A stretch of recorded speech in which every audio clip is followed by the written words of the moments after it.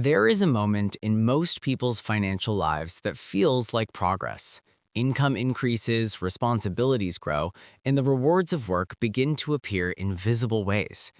A slightly better apartment replaces a modest one. The older car is traded for something newer.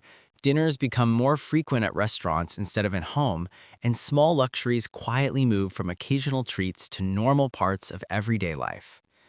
Nothing about these changes appears irrational. In fact, they often feel like the natural outcome of working harder and moving forward.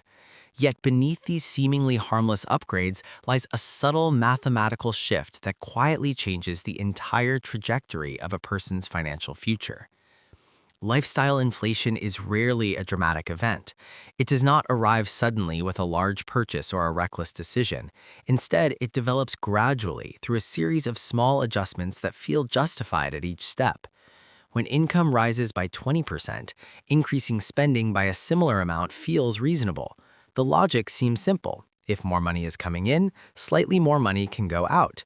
But the mathematical structure behind wealth accumulation tells a different story. Because the variable that truly shapes financial growth is not income alone. It's the gap between income and spending and the rate at which that gap expands over time. To understand this, imagine two individuals whose careers follow nearly identical paths. Both begin their working lives earning modest salaries, and both experience steady income growth as their skills develop.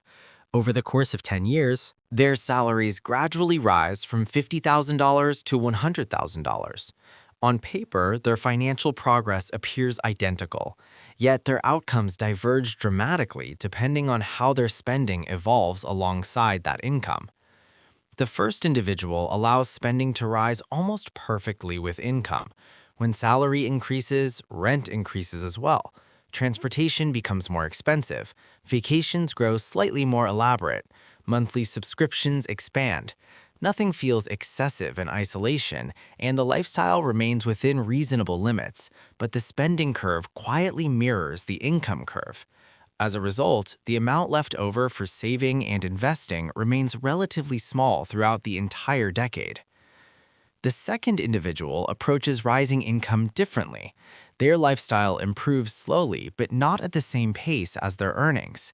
When salary increases, they allow spending to rise slightly, but they deliberately preserve a widening gap between what they earn and what they spend. Over time, this gap becomes increasingly meaningful because the surplus is not simply stored away. It is invested, and those investments begin to produce returns that compound over the years. Mathematically, the difference between these two paths becomes profound.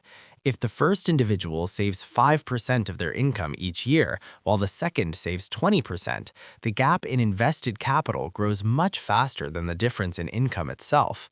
Even though both individuals earn the same salaries, the compounding effect on their invested savings creates a widening financial distance between them. After 20 years, the second individual may possess several times more accumulated capital despite having lived on only slightly less each year.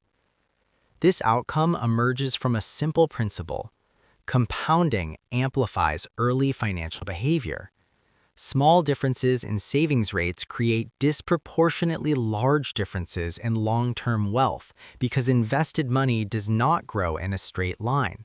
It grows exponentially, with each year's returns generating additional returns in the future. Lifestyle inflation disrupts this process because it consumes the very surplus that would otherwise enter the compounding cycle. Behavioral economics offers insight into why lifestyle inflation is so common. Human perception of progress tends to be relative rather than absolute. When people earn more money, they naturally compare their lifestyle to peers with similar incomes. This comparison creates a shifting reference point. A person who once felt satisfied with modest living conditions may begin to feel constrained when surrounded by others whose lifestyles reflect higher earnings. Without conscious intention, spending adapts to match these new social expectations.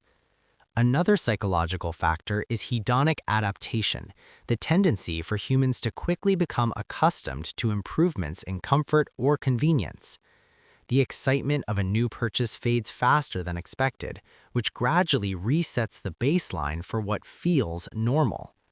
Over time, experiences that once felt luxurious begin to feel ordinary, and maintaining satisfaction requires additional upgrades. This process subtly elevates consumer expectations.